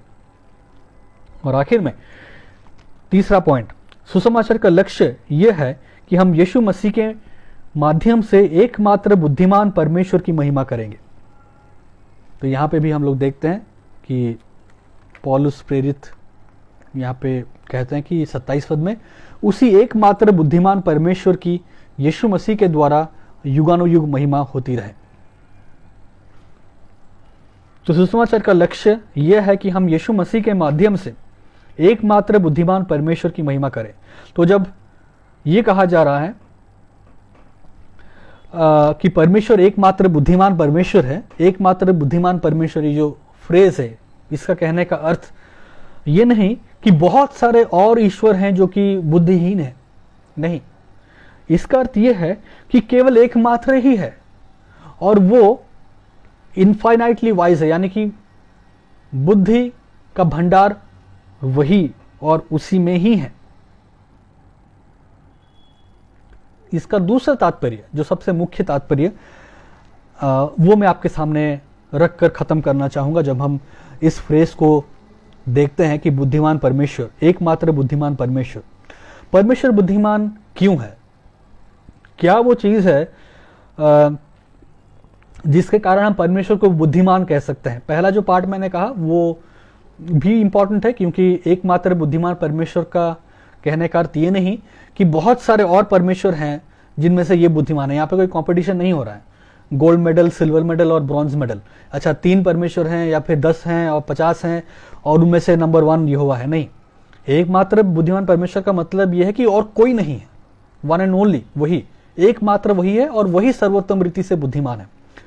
इसका एक और बहुत ही इंपॉर्टेंट इससे जुड़ा हुआ बात यह है, जब हम कहते हैं कि बुद्धिमान परमेश्वर, जब हम कहते हैं एकमात्र बुद्धिमान परमेश्वर, तो सवाल ये भी उठता है कि क्या चीज परमेश्वर को बुद्धिमान बनाता है? क्या ये सृष्टि परमेश्वर को बुद्धिमान बनाती है, जिसको देख के हम कहते हैं कि अरे ये सृष्टि इतना सुंदर, इतना वैभव, सृष्टि में इतनी सारी बातें, ये पूरा भूमंडल, पूरा जो यूनिवर्स है, इसको देख के हम कहें कि एक बुद्धिमान परमेश्वर, क्या वो परमेश्वर के बुद्धिमान को दर्शाता है?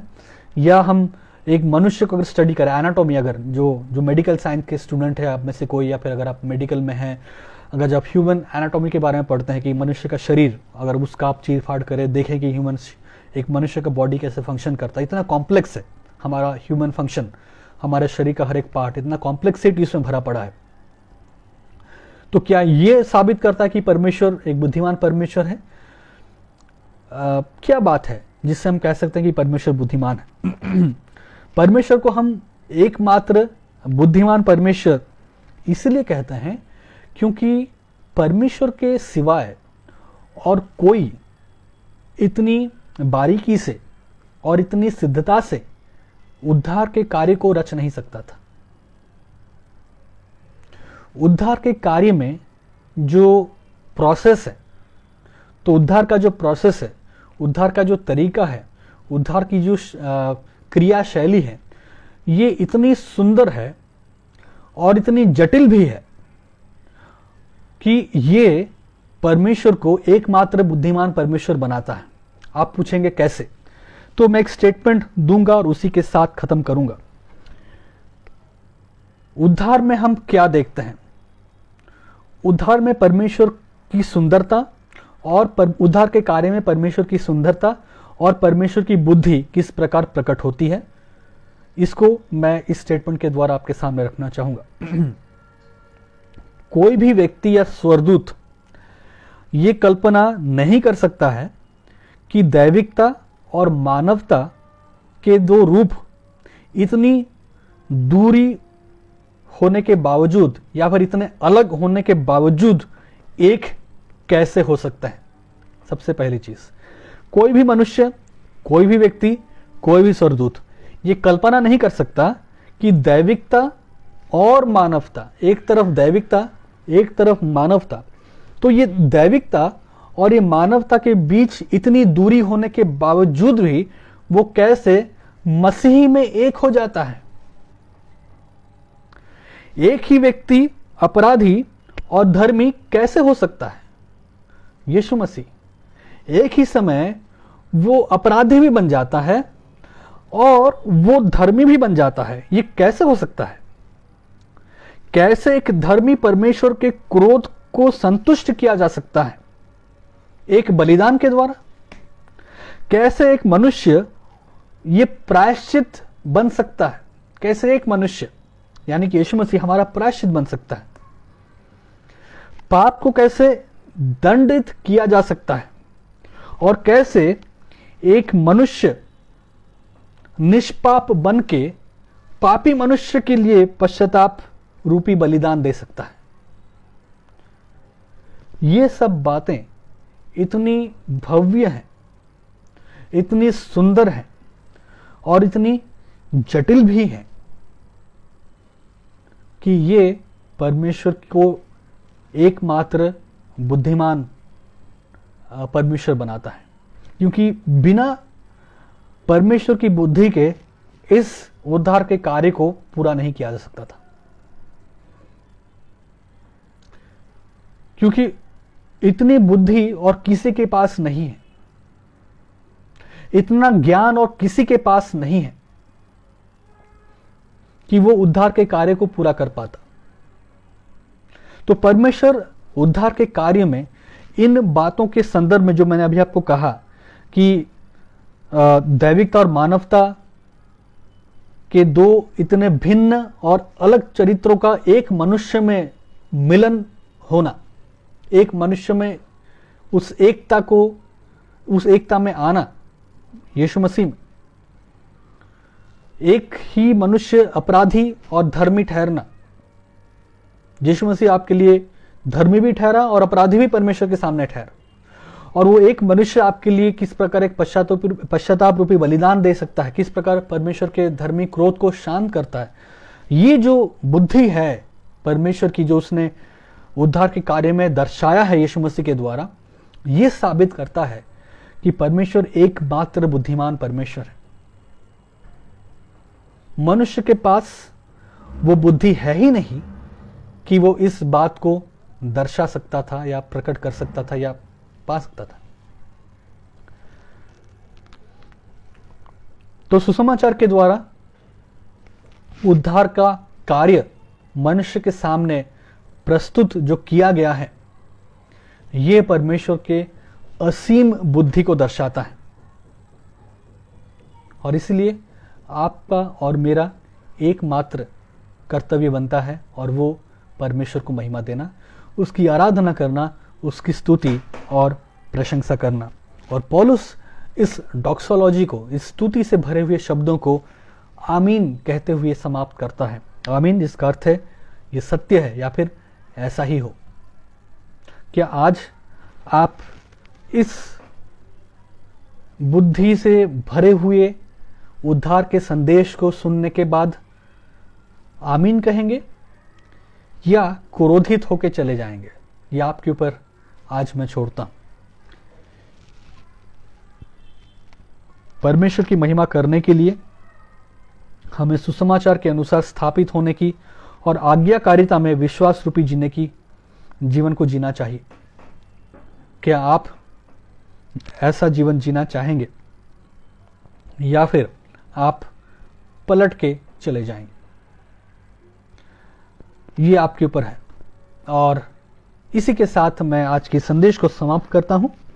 प्रार्थना करेंगे कि परमेश्वर हमें बुद्धि दे, परमेश्वर हमें ज्ञान दे, ताकि हम इन बातों को समझ सकें, हम इन बातों को जान सकें, और इन बातों को जानने के द्वारा हम परमेश्वर को वो महिमा दे सकें जो महिमा परमेश्वर का है, जो महिमा परमेश्वर को बिलोंग करता है, जो महिमा परमेश्वर, जो महिमा का और आदर का हक परमेश्वर का है। आइए हम लोग प्रार्थना करेंगे। आइए हम लोग अपनी आंखों को बंद करें, और आइए हम लोग इस समय परमेश्वर के सामने उन बातों को लेके आए और अपने आप को परमेश्वर के सामने सौंपे। आइए हम लोग प्रार्थना करें। प्रभु जी, हम लोग धन्यवाद देते हैं आज की सुबह के समय कि आपका सुसमाचार हमें आपको महिमा देने के लिए आज्ञा देता है। आपका सुसमाचार हमें आपको महिमा देने के लिए उत्साहित करता और प्रेरणा देता है। हमारी प्रार्थना है कि आज ये सुसमाचार हमें उस लक्ष्य की ओर लेके जाए, उस लक्ष्य को समझने के लिए सहायता करे कि सुसमाचार का लक्ष्य ये है और उद्देश्य ये है कि परमेश्वर की महिमा हम लोग कर सकें। प्रभु जी, जो रुकावटें हैं, जो बाधाएं हैं, प्रभु जी हमारी प्रार्थना कि आप उसको दूर करें, ताकि हम इन बातों से मुक्त होकर आपके सुसमाचार, आपके विश्वास में स्थापित हो पाएं, और स्थापित होकर आज्ञाकारिता का जीवन जी पाएं, और आज्ञाकारिता का जीवन जीते हुए हम आपको महिमा और आदर देने वाले हो सके। धन्यवाद देते हैं और इस प्रार्थना को यीशु मसीह के नाम से मांगते हैं, आमीन। तो प्रभु आप सबको आशीष दे और सहायता करे कि आप परमेश्वर की महिमा के लिए अपने जीवन को जी पाएं। आमीन।